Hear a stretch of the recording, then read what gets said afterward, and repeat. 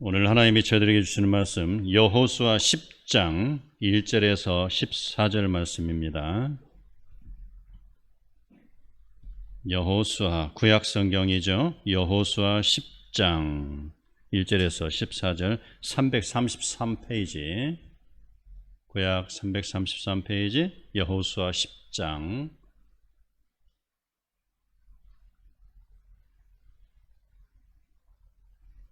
1절에서 14절까지 저와 여러분이 한 절씩 읽도록 하겠습니다.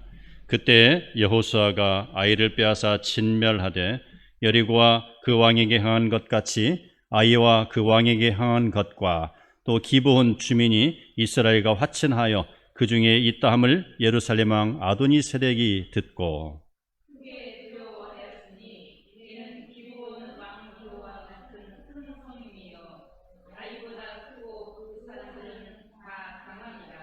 예루살렘 왕 아도니세덱이 헤브론 왕 호함과 아르므드 왕 비람과 라기스 왕 야비야와 에글로 왕 드빌에게 보내어 이르되 내게로 올라와 나를 도우라. 우리가 기브온을 치자. 이는 기브온이 여호수아와 이스라엘 자손과 더불어 합심하였음이니라. 아모리 족속의 타삿 왕들 곧 예루살렘 왕과 헤브론 왕과 야르뭇 왕과 라기스 왕과 에글론 왕이 함께 모여 자기들의 모든 군대를 거느리고 올라와 기브온에 대진하고 싸우니라.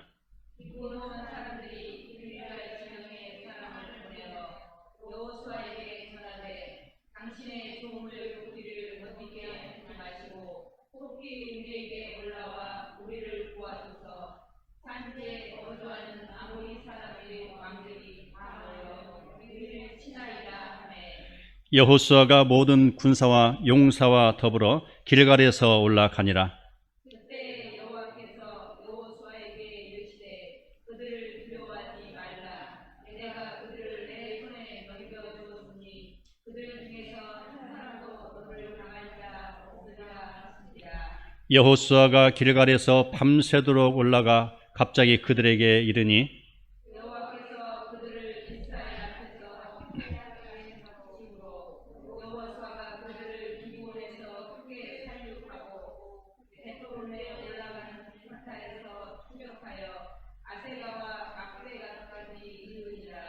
그들이 이스라엘 앞에 도망하여 베토로느 비탈에서 내려갈 때 여호와께서 하늘에서 큰 우박 덩이를 아세가에 이르기까지 내리심에 그들이 죽었으니 이스라엘 자손의 칼에 죽은 자보다 우박에 죽은 자가 더 많았더라.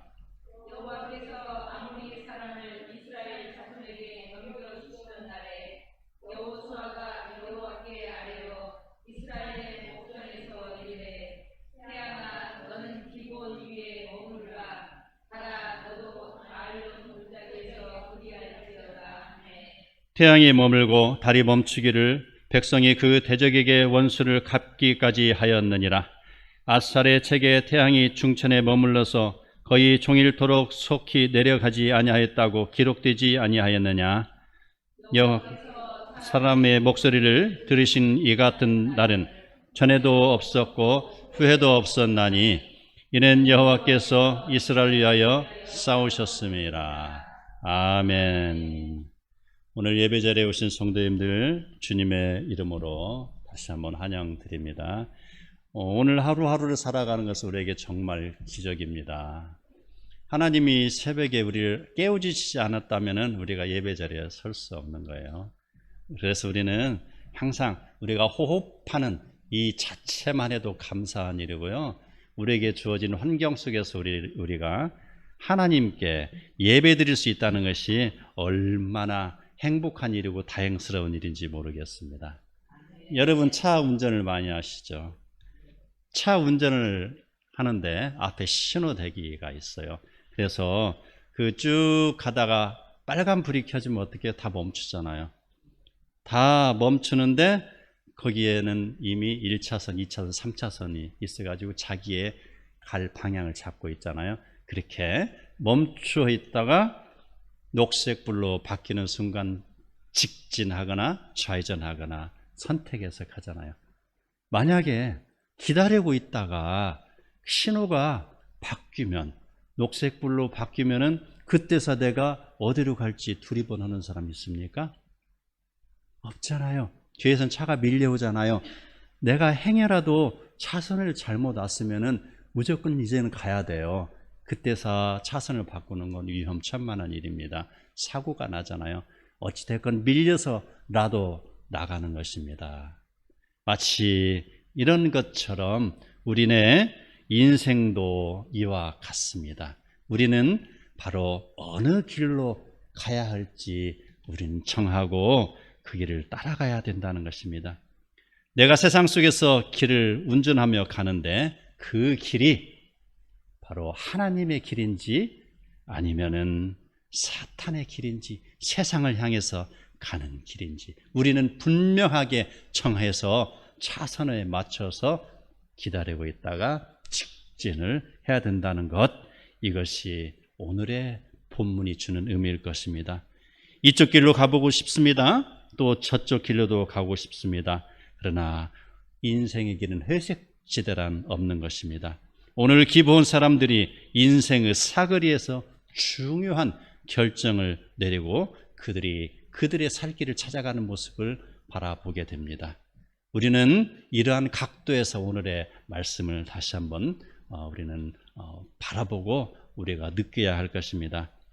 예루살렘이 기브온을 공격했다고 그랬어요. 그런데 예루살렘에서 기브온까지는 아주 가까운 거리입니다. 한 10km 정도 그러한 곳인데 그곳은 해발 고도 한 720m 정도 되는 그러한 곳이죠. 신명기 7장 1절을 보면은 이런 말이 나옵니다. 가나안 땅에는 헷 족속과 기르가스 족속과 아모리 족속과 가나안 족속과 브리스 족속과 히위 족속과 여부스 족속이 살고 있었다라고 쓰여 있습니다. 그래서 어떤 데는 7 족속이 나오고 어떤 데는 6, 어떤 데는 5 족속이 이렇게 기록된 것을 우리는 볼 수 있는데 바로 그 사람들이 가나안 땅에서 진치고 있었다라는 것입니다. 자, 가나안 땅에 살던 사람은 우리가 처음에 하나님이 아브라함에게 주신 땅이 가나안 땅입니다. 그런데 그 아브라함의 후예가 와서 본즉 야곱이 와서 본즉 가나안 땅은 너무 넓어서 야곱의 가족 70명이 도저히 가꾸고 지키고 읽을 수가 없어요. 그래서 하나님은 어떻게 했죠? 그 야곱의 가족을 애굽이라는 곡창지대에 퐁당 집어넣어서 400여 년 동안 펄펄 끓는 가마솥에서 부글부글 끓여가지고 400만 명이라는 그런 대민족으로 다시 부흥시켜갖고 그래서 그 400명이라는 되는 인구가 다시 지금 가나안으로 진군하는 과정이 있습니다. 그 사이에 터전을 잡고 있었던 사람들이 지금 가나안 사람들인 것이죠. 당시 그 가나안 땅에는 이스라엘 사람들이 여리고성을 점령하였다는 그런 소식을 듣고 있습니다. 그래서 그 이스라엘 사람들이 아이성까지 지금 진군해 있습니다. 이스라엘은 계속하여서 가나안 중심부를 공격하면 지중해 입구까지 도달할 수 있어요. 서쪽으로 가면은 이제 가나안 땅은요 남과 북 사이에 이스라엘 사람들이 진군해서 가운데 토막을 다 점령을 하는 것입니다. 그래서 북쪽에 있는 사람들과 남쪽에 있는 사람들은 이제 소통할 수가 없는 것이고 손발이 꽁꽁 묶여지게 되는 것입니다. 그런데 그 하나님께서는 출애굽기 23장 30절에 이런 말씀을 하십니다. 가나안 사람들을 한꺼번에 몰아내지 말고 조금씩 쫓아내라 라는 말씀하였어요. 당시 가나안 족속들은 이스라엘 백성이 그동안 애굽에서 벗어난 일과 그다음에 홍해를 건넌 일과 또 아모리의 2 왕을 이긴 일, 또 요단강을 건넌 일, 또 그뿐 아닙니다. 여리고성을 함락시켰던 이러한 일들을 다 듣고 있었습니다. 그래서 그 사람들은요 온통 겁에 질려 있었다라는 것. 자, 이런 상황인데 이스라엘 사람들은 저 멀리서 지금 여리고를 무너뜨리고 아이성에 지금 머무르고 있는데 자기와 같은 우군이라고 생각했던 기브온 사람들이 어느 날 갑자기 배신을 했어요. 그래서 이스라엘 사람들과 화친 조약을 맺었던 것입니다.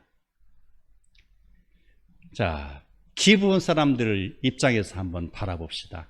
자, 기브온 땅은 어디냐면요, 바로 이스라엘 사람들이 자, 요단강을 건너고 여리고를 공격했죠. 자, 여리고를 공격하고 바로 다음에 점령한 섬이 아이성입니다. 그 다음이 바로 기브온인 것이죠. 아주 가까이 있습니다. 그래서 그들은 생각합니다. 조금 있으면 우리는 죽게 생겼구나. 저 강한 이스라엘 사람들, 하나님을 믿는다고 하는 저 사람들이 파숙지세처럼 우리를 몰고 오면은 우리는 꼼짝없이 몰살당하겠구나. 그래서 그들은 자기 종족 회유를 아마 했을 겁니다. 그래서 결과 어떻게 우리 그들과 화친 죄악을 맺지 않으면 우리는 죽으니 화친 죄악을 맺는다. 어떻게 맺는단 말이요? 야, 이 사람들아, 머리를 써야지. 머리 어떻게 해요? 자, 우리가 멀리 있는 그런 족속인 것처럼 가장을 하고, 그러고 나서 우리가 그들에게 가면은 그들은 거부감 없이 받아줄 거다. 어떻게 해야 됩니까? 자, 옷은 낡은 옷을 입어라. 그 다음에 얼굴은 꾀지지한 얼굴로 하라. 그 다음에 너희가 가지고 가는 떡덩어리, 빵덩어리는 곰팡이가 조금씩 쓸어가는 거 가지고 가라. 그러면 되겠네요. 라고 해서, 이 꾀를 부리는 거 가지고 바로 이스라엘 사람들 앞에 가서 우리는 멀리 있는 족속입니다. 그러니 우리와 화친 죄악을 맺읍시다. 라고 했을 때 이스라엘 사람들은 깜빡 속아서 그들과 화친 죄악을 맺었잖아요. 조약입니다. 조약이라는 것은 의미가 깊어요. 우리나라가 6.25 이후에 엄청난 위기에 있을 때 이승만 대통령이 이제는 됐다라고 한 것이 무슨 일인지 압니까? 미국과 한국이 서로 조약을 맺었어요. 그래서 공동 운명이 된 거예요. 그래서 미국의 전쟁이 일어나면 한국이 참전하는 거 자동적으로, 한국의 전쟁이 일어나면은 미국이 자동적으로 참전하는 거, 이게 조약의 효력인 것입니다. 바로 기브온 사람들은 그 조약을 맺고 얼마나 기뻐했을까요? 그런데 그 기쁨도 얼마 가지 않아서 이제 비보가 들려옵니다. 무슨 비보일까요? 자기네와 함께 근처에 살고 있던 그 가나안 땅 왕들이 연합 세력을 구축해서 쳐들어온다라는 그 소식을 들었습니다. 그랬을 때 그들은 그래 빨리 보내라. 이스라엘 사람들에게 가서 이 사실을 알려라. 라고 해서 가서 이스라엘에게 고합니다. 가서 이스라엘 사람들이여, 우리 당신들하고 조약을 맺었지 않습니까? 우리는 당신과 이제 한 몸 아닙니까? 우리 위기에 처했습니다. 저 남방에 있는 그 가나안 왕들이 연합군을 결성해서 우리를 쫓아오고 있습니다. 라고 이제 그들은 바로 이스라엘 군대 앞에 가서 지금 하소연을 하고 있습니다. 자, 그랬을 때 이스라엘 사람들은 어떻게 대합니까? 잠시 머뭇거렸습니다. 저 녀석들 봐라. 며칠 전에는 꾀를 부려가지고 우리에게 화친 죄악을 맺더니 이제는 자기들이 위험에 빠지니까 도와달라고 그러네. 자, 그런 생각을 했을 겁니다. 또 이런 생각을 했습니다. 한 측에서는 지금 기브온을 도와주면 지금 다섯 왕이 거리는 연합군하고 우리가 싸워야 되는데 이게 가당하단 말인가? 라고 지금 의견이 분분하게 지금 부글부글 일어나고 있습니다. 자, 그랬을 때 바로 하나님께서 그들에게 용기를 주십니다. 우리 오늘 읽은 말씀 중에 몇 절이죠? 하나님께서 그들에게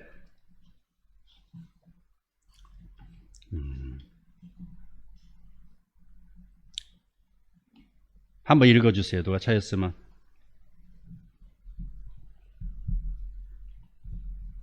자, 8절에 보면 제가 읽겠습니다. 여호와께서 여호수아에게 이르시되 그들을 두려워하지 말라.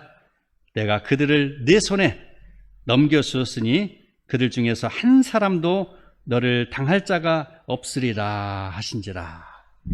자, 그 여호수아는 비로소 이제 그 상황을 이제 인지를 하고 자, 결정을 합니다. 하나님께서 허락하신 전쟁이다 라는 자신감을 가졌습니다. 그래서 그들은, 자, 9절에 보면은 제가 읽어드릴게요. 여호수아가 길갈에서 밤새도록 올라가 갑자기 그들에게 이르니라 라고 했습니다. 밤새도록 올라갔다라고 했어요. 자, 우리는 이 여호수아가 이게 출발하기 전에 우리는 우리 자신을 먼저 살펴볼 필요가 있습니다. 지금 기브온이 그 전쟁의 위기 속에 있는데 그들은 지금 자기 자신들의 처신을 미리 하고 있었다라는 것입니다. 가나안의 연합군은 지금 이스라엘 사람들이 두려워서 자기네들은 떨고만 있었고요. 그 다음에 대적을 하기 위해서 기브온을 침략을 하고 있었잖아요. 그러나 기브온은 자기네 살 길을 찾고 있었어요. 그래서 미리 이스라엘과 연합 조약을 맺은 것입니다. 자, 이것은 기브온의 선택입니다. 또 우리는 여호수아에서 앞장에 봤을 때 2장 3장에 나오는 기생 라합 사건을 봤습니다. 우리는 그 사건을 통해서 알 수 있는 바가 무엇이냐? 자, 그 여리고성에 있던 사람은요, 바로 이스라엘 사람들이 그동안 행했던 그 일들을 듣고 간담이 녹았다라고 했습니다. 두려움에 지금 떨고 있습니다. 그랬을 때 그 여호수아는 2명의 정탐꾼을 그곳에 보냈죠. 그 정탐꾼을 보냈을 때 가서 보니까 그 2사람이 그 여리고성에 있는 사람들을 보니까 다들 지금 사색에 대해서 놀라고 있어요. 두려워 떨고 있어요. 그런데 그 중에 한 사람 누구죠? 바로 기생 라합이라는 사람은 거기에서 선택을 잘했어요. 그는 두려워서 떠는 것이 아니라 그 두려움을 바로 자기의 것으로 삼아서 그는 하나님을 선택한 사람입니다. 선택한 길, 그가 선택한 길, 기로에서 사거리에서 그는 가야 할 길을 찾았어요. 바로 기브온 사람들이 마찬가지입니다. 그 죽음에 당도하는 그는 길 앞에서 그들은 자신이 살아가야 할 길을 찾았다라는 것입니다. 누구의 편입니까? 바로 그들은 두려움에서 쌓여서 그런 가나안 족속의 편이 돼 있고 그들 남아있는 것이 아닙니다. 그들은 바로 하나님 편이 되었다라는 것입니다. 우리는 바로 아브라함 링컨에 대한 일화가 너무나도 소중해서 제가 잠깐 소개를 해드리겠습니다. 그 미국의 남북전쟁이 왜 일어났어요? 바로 북쪽에서 링컨이 하나님 말씀을 보니까 노예를 두는 것은 합당치 않다라고 생각해서 노예 해방 운동을 일으켰잖아요. 그래서 남쪽은 그 노예들을 많이 거느린 평야시대가 많잖아요. 그 목화 그런 것들 생산하는 거. 그래서 남쪽 사람은 반대했죠. 그래서 결국에는 남과 북이 전쟁이 일어났지 않습니까? 그런데 결과는 하나님의 의로운 뜻을 가지고 전쟁을 일으켰는데 생각같이 풀리지 않습니다. 그래서 북군은 36만 명이 죽어나갑니다. 남군은 25만 명이 죽어나갑니다. 총 60만 명이 전사하는 싸움이었어요. 그런데 시간이 가면 갈수록 북군은 더 어려워집니다. 더 그들은 아주 힘든 상황에 접하고 남군은 계속해서 몰려오고 있습니다. 그랬을 때 아브라함 링컨은 이제 대통령으로서 책임을 져야 합니다. 그는 엄청난 스트레스가 쌓여져. 그래서 결국 참으로 그는 체중이 떨어지기 시작합니다. 83kg였던 체중이 57kg까지 떨어지는 것. 스트레스가 만병의 근원이라고 하잖아요. 얼마나 스트레스를 받았으면 그 몸은 빼 마르고 얼굴은 초조해지고 그는 이런 때일수록 바로 하나님 앞에 더욱더 기도할 수밖에 없는 상황이 된 것입니다. 우리가 금식 기도하는 이유를 아시죠? 금식, 기도하는 것도 좋은데 금식 기도한다는 것은 나의 생명을 하나님 앞에 담보로 기도하는 것이잖아요. 아마 아브라함 링컨도 이 몸무게가 빠졌다는 거에는 그 기자는 아마 쓰지 않았지만 그는 아마도 골방에 가서 금식 기도를 하지 않았나라는 그런 생각을 해봄직도 합니다. 자, 그런데 어느 날은 바로 엔티텀 전투에서 북군이 이겼다는 소식이 들려옵니다. 자, 처음으로 맞이하는 희소식이죠. 옆에 있던 참모가 그 대통령에게 축하합니다. 각하, 이제부터는 염려 마십시오. 각하는 기도하는 사람 아닙니까? 하나님은 항상 우리 편입니다. 하나님은 항상 북군 편입니다. 라고 이제 그 대통령에게 이야기합니다. 그러자 링컨은 청색하면서 이야기합니다. 내가 염려하고 걱정하는 것이 있는데 그것은 내가 하나님의 편에 바로 서 있는가, 서 있지 아니하는가 라는 사실입니다. 하나님이 내 편에 서 있을 때는 내가 걱정을 안 합니다. 문제는 내가 하나님 편에 서 있느냐 서지 않느냐가 문제인 것이죠. 내가 하나님 편에 서 있으면 하나님은 항상 내 편이 되시기 때문입니다. 이 링컨의 말에 참모들은 놀랐습니다. 링컨에게 평안의 비결은 자신이 항상 하나님 편에 서 있다는 것입니다. 기브온이 이스라엘 편에 서 있을 때에 이스라엘이 그들을 돕는 것처럼 말이죠.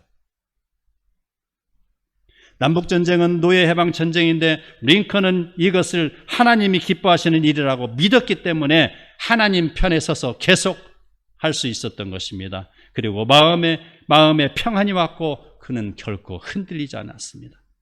우리는 대부분의 사람들이 항상 하나님이 나의 편이 되어주시기를 기대하지만 우리는 먼저 하나님 편에 서야 될 것입니다.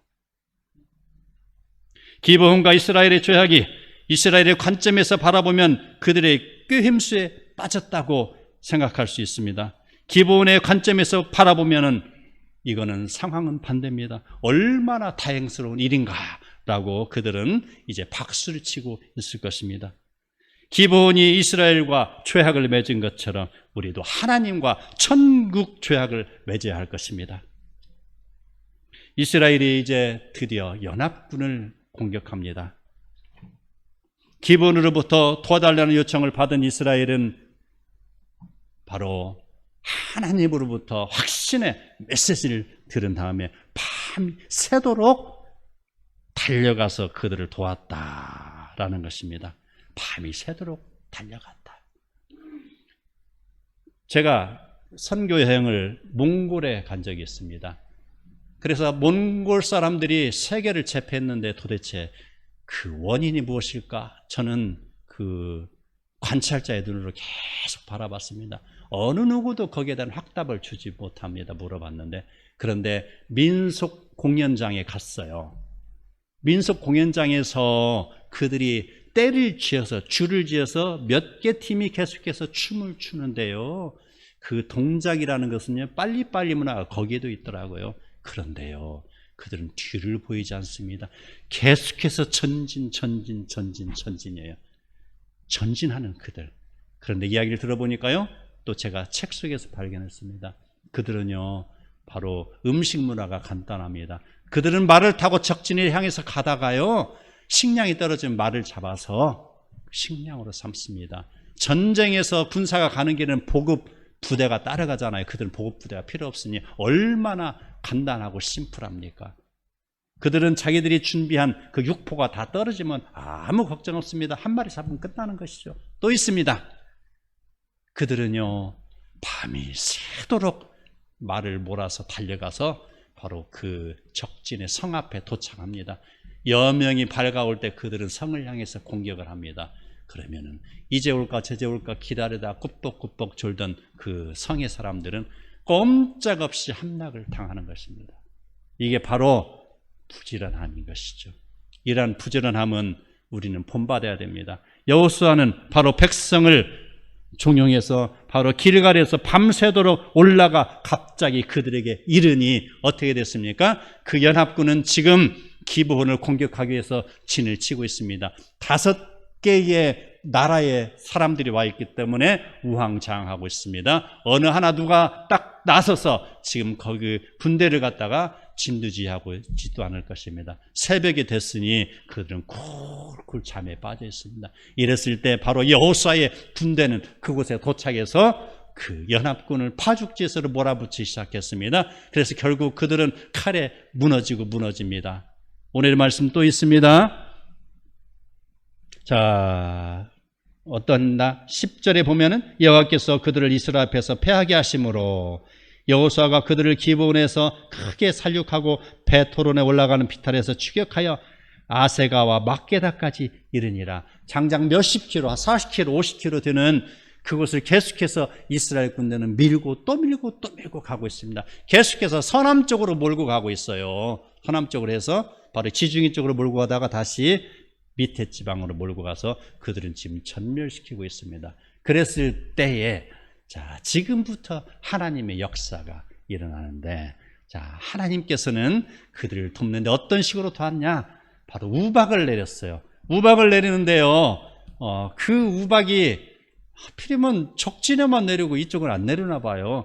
이스라엘에는 사망자가 있다는 그런 소식이 없잖아요. 그럼 우박을 이쪽에 안 내렸다는 거 아닙니까? 그런데 적진에는 내렸어요. 마치 우리가 미사일을 쏘는데 패트리어트 미사일에다가죠, 목적지를 향해서 이동하면서 가고 정확하게 그 목적지에 툭 떨어지잖아요. 폭발을 시켜갖고 그걸 망가뜨리잖아요. 바로 하나님이 이렇게 정교하게 지역별로 이렇게 분별을 해서 그걸 내리지 않았나라는 생각을 하게 됩니다. 그랬을 때에 바로 이스라엘 자손은 칼에 죽은 자보다 우박에 죽은 자가 더 많았더라라는 것. 바로 하나님이 행하시는 전쟁에서 하나님의 방법을 보여주시는 것입니다. 이스라엘의 전쟁은 처음부터 끝까지 하나님의 전쟁인 것입니다. 하나님 역사하실 때는요, 바로 인간이, 이스라엘 백성이 군대가 아주 많을 때 하나님은 강한 역사를 별로 안 보이십니다. 이스라엘 군대가 약할 때 그 하나님은 역사함을 많이 일으키시잖아요. 그건 바로 기도문의 그 300군사 이런 상황에서 우리는 많이 볼 수 있고요. 여러 과정 속에서 하나님 하시는 그런 것을 우리가 보게 됩니다. 이제 이스라엘 그런 군대는 하나님의 도우심으로 그 군대를 거의 지금 막 몰고 가고 전멸시키고 있는 과정입니다. 그런데 아직도 남아 있습니다. 그랬을 때 여기에서 정말 불후의 명작이 하나 나옵니다. 무엇일까요? 여호수아가 여호와께 아뢰어 이스라엘 목전에서 이르되 태양아 너는 기브온 위에 머물라, 달아 너도 야일론 골짜기에서 그리할지어다 하매 13절 함께 읽어볼까요? 시작.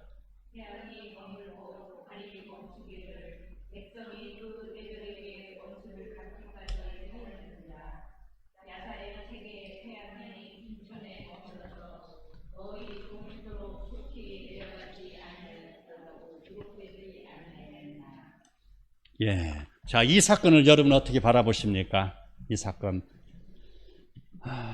한때 철학이 많이 발달하고 인본주의가 많이 팽창했을 때 사람들은요, 이 성경의 어려운 부분은 다 자기 인간의 지식으로 다 바꿔서 그런 다시 쓴 걸 알죠? 이게 바로 자유주의 신학자들입니다. 자, 이런 모습을 썼을 때 여기에 대한 해석은 에이, 그냥 이야기지라고 했을 것입니다. 그렇다면 홍해바다를 걷는 것은 어떻게 이야기를 해야 될까요? 에이, 그거 얕은 그런 물가, 갈대 있는 곳을 그 지리 잘 아는 사람이 인도에서 걸었을 거야. 그러면 여러분, 그 로마의 전차 부대가 물에 빠져서 수상됐다는 어떻게 해석을 하죠? 글쎄, 그건 내가 알 바가 아니지 라고 이야기할 거 아닙니까? 그렇죠? 여기에 대해서 마찬가지예요. 그거는 얼토당토하는 소리야. 어떻게 태양이 멈춘단 말입니까? 라고 할 수 있습니다. 그러나 우리는 지금까지의 하나님이 이스라엘 백성에게 역사하신 것을 바라봤을 때는 우리는 겸손하게 그 말씀을 받아들여야 된다라는 것입니다. 우리는 바로 이 풀을 수 없는 사실, 우리는 우리 인간의 한계로 이해할 수 있는 것까지만 이해하면 되는 거예요. 그 이후에는 하나님 몫인 것입니다. 미국의 메틀랜드주 볼티모어시에 있는 커티스 기계회사 사장이라는 사람, 그는 헤롤드 힐씨입니다. 헤롤드 힐씨, 그는 나사의 우주계획 고문이기도 합니다. 그의 말은, 그의 경험은 참으로 우리를 놀라게 합니다. 그는 인공위성을 발사하려면 바로 태양의 궤도를 잘 연구하고 살펴봐야 하는데, 자, 그걸 위해서 슈퍼컴퓨터를 가지고 바로 지금부터 10만 년 전 상황까지 소급해 올라가면서 태양과 달의 궤도를 진행되는 것을 살피고 있었습니다. 그런데 바로 딱 하루가 모자라는 거예요. 컴퓨터가 진행되다가 빨간불이 들어와 삐 하고 고장인 거 봤더니 고장이 아닙니다. 다시 몇 번 반복했는데 역시 고장이 아닙니다. 그래서 자세히 봤더니요, 딱 하루가 빠져있다.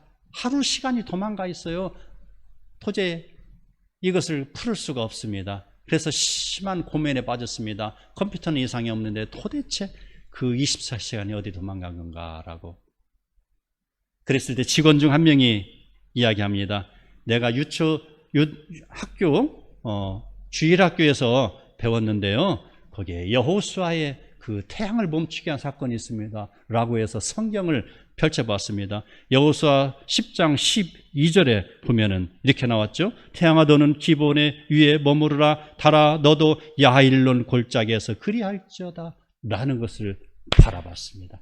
그래서 그것을 바라보고 다시 그 시간을 추적한 결과 23시간 20분 동안이라는 궤도 정지했던 것을 발견할 수 있습니다. 그런데 24시간이 하루잖아요. 그러면은 40분이 부족합니다. 또 고민에 빠졌습니다. 그 40분을 어디서 채울 건지 고민하고 있었어요. 또 번뜩합니다. 어디에 나오죠? 히스기야서에 나오잖아요. 히스기야서에 보면은 그 죽을 병에 걸린 히스기야를 살려주겠다라고 했을 때 그 징표로 바로 태양의 그림자 10도 뒤로 물러가게 했잖아요. 그 해시계입니다. 그 해시계는 벽돌을 싸서 바로 태양이 오면은 그 벽돌의 그림자를 맞춰가지고 계단 삼았어요. 그렇게 해서 이쪽 계단에 보이면은 지금 몇 시, 그 밑에 보이면 몇 시를 측정하는 것이죠. 그런 계산으로 봤을 때 딱 40분이 거기에서 충당이 된다는 것입니다. 이 얼마나 놀라운 사실입니까? 하나님이 만드신 것을 그저 그냥 동화책의 한 그런 소설로 생각하는 사람이 지금도 있다라는 것입니다. 그래서 지금도 성경은 좋은 글, 도덕적인 글 이렇게 생각을 하고 있으며 자신의 마음을 두지 않는 사람들이 얼마나 많습니까? 세상에 편리하고 많은 종교로 따라가는 사람이 얼마나 많냐 이 말입니다. 그러나 우리는 그 모든 종교가 생명이 있냐 생명이 없냐 이걸 가지고 따져봐야 될 것입니다. 그 많은 종교가 있지만 그 종교들에게 과연 창세기가 있는지 먼저 찾아봐야 될 것입니다. 하나님이 말씀으로 천지를 창조하신 사실을 믿는다면 오늘 여러분에게 주어진 이 태양이 머물고 달이 머물 사건을 우리는 믿어야 할 것입니다. 바로 태양이 머물고 달이 멈추기를 백성이 그 대적이 원수를 갚기까지 이제 진멸하였다라고 했습니다. 우리는 이런 내용을 볼 때 언제든지 하나님의 편에 서야 할 것입니다. 한번 찾아보겠습니다. 요한복음 15장 5절.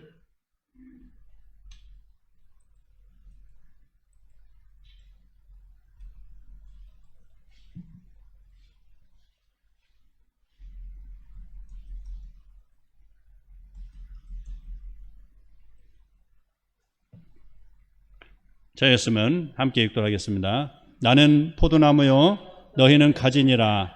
내가 그 안에 가면 사람이 열매를 많이 맺나니 나를 떠나서는 너희가 아무것도 할 수 없습니다. 자, 그가 내 안에라는 말은 우리가 먼저 하나님 편에 서야 한다는 그런 내용입니다. 그럴 때 하나님이 그 안에 들어가시며 사람이 많은 열매를 맺을 수 있다라는 것입니다. 먼저 우리가 그에 달려가야 된다라는 것입니다. 또 이어서 우리 6절 함께 읽겠습니다. 시작. 사람이 내 안에 거함이 아니하면 가지처럼 밖에 버려져 마르나니 사람들이 그것을 모아다가 불에 던져 사르느니라 라고 했습니다. 우리가 하나님의 편에 서지 아니하면은 즉 가지가 나무에 붙어있지 아니하면 이 말입니다. 그는 떨어져서 버림을 당하고 나뒹굴며 급기야는 어디로 가죠? 쓰레기장으로 가거나 아니면 아궁이의 불쏘시개로 전락되는 거겠죠. 우리 한 번 더 읽겠습니다. 7절 다 같이 시작. 내가 너희 안에 거하고 내 말이 너희 안에 거하면 무엇이든지 원하는 대로 구하라. 그리하면 이루리라. 자, 아멘. 하나님이 내 편에 계시냐를 묻기 전에 내가 하나님 편에 있느냐, 이 내용을 먼저 점검해야 될 것입니다. 너희가 먼저 하나님 편에 거할 때에 하나님 너희 안에 거하신다고 말씀하셨습니다. 이것이 바로 신앙의 이치요 순서인 것입니다. 그 이후에 하나님은 무엇이든지 구하라고 했습니다. 내가 하나님 편에 있지 아니하는데, 내가 지금도 세상이 좋아서 세상을 향해서 달려나가는데 나의 그 길을 하나님께 의지하고 나갈 때 하나님이 과연 도와주시겠냐, 이 말을 한번 생각해 봐야 되는 것이죠. 세상은 예나 지금이나 하나님과 사탄과의 전쟁이 치열하게 벌어지는 전쟁터입니다. 사탄은 끊임없이 속삭입니다. 오늘만 쉬어라. 오늘만 쉬어.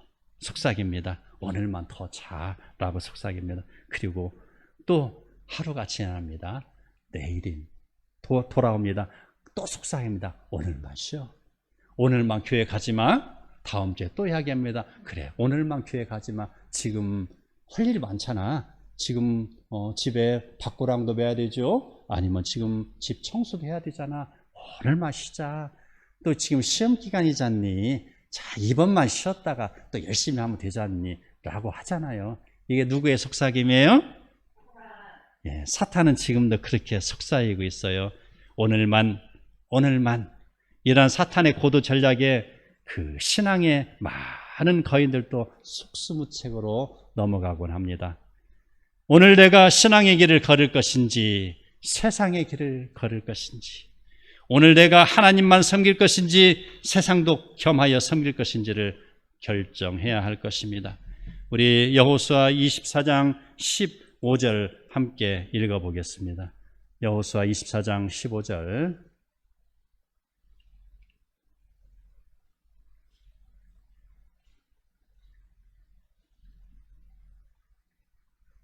함께 읽겠습니다. 시작.